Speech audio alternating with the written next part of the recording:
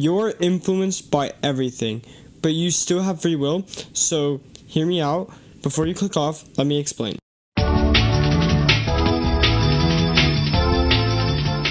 What's up, YouTube? Today we're going to be talking about influence, its effects, its reach, and what it actually means for our free will. Okay, so just a minor explanation before I get into everything. This is going to be part of a broader series where I cover a list of what I'm calling axioms. And I clarify that because I'm not really using the average definition of axiom, but I'm using the word because I think it makes the point I'm trying to make very clear. When I say axiom in this series, I'm using it to mean something that I consider to be an unconditional fact. So, with that out of the way, the axiom of influence is basically this. Everything you perceive influences you. Your thoughts, even your beliefs, your emotions, your habits, even your actions are constantly being affected by your surroundings in some way. Because the moment you perceive something, it enters your mind. And once it enters your mind, you have to process it somehow.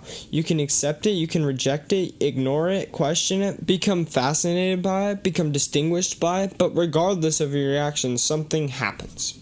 And that means you're influenced. Now, someone might say, well, I don't really feel influenced. And while that kind of completely ignores the whole argument I just gave, I actually want you to take this question extremely seriously, because you don't have to feel influenced to be influenced.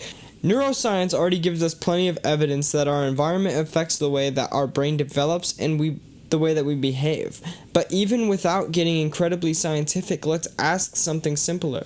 How did you learn to walk?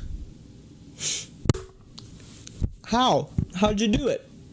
If no one ever showed you walking was possible, if you had never observed anyone else doing it, if your environment had gave you absolutely no example of it, how would you have developed the same understanding of it that you have today?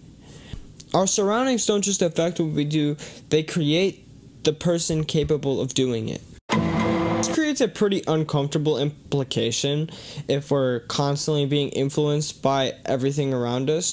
Do we actually have free will? You know, the kind of thing I said at the beginning of the video, because think about it. If every choice you make is affected by your experiences are affected by your surroundings.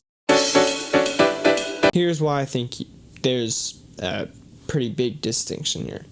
Maybe free will doesn't mean being completely unaffected by everything around you. Maybe free will means having some authorship over what that influence means to you. Think about it like this. The exact same event can happen to two different people and produce two completely different reactions. One person becomes angry, another motivated, another afraid, another learns from it. So if the influence itself isn't being enough to determine the outcome, what creates the difference?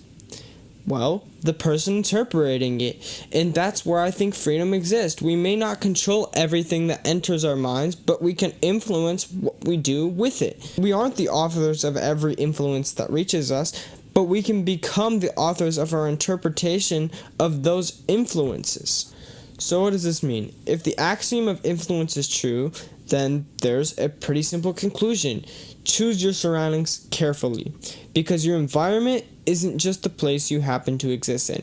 It's constantly giving you information, ideas, habits, beliefs, examples, and eventually those things become part of you. So if everything around you is influencing who you are becoming, be intentional about who you allow around you, because ultimately your surroundings help shape who you become. And I hope this video helps so many of you out there, because I know it would have helped me a long time ago. So please enjoy, listen, and go back on anything you didn't understand. Thank you for watching. I hope you have a blessed day, and please check out my books in the description.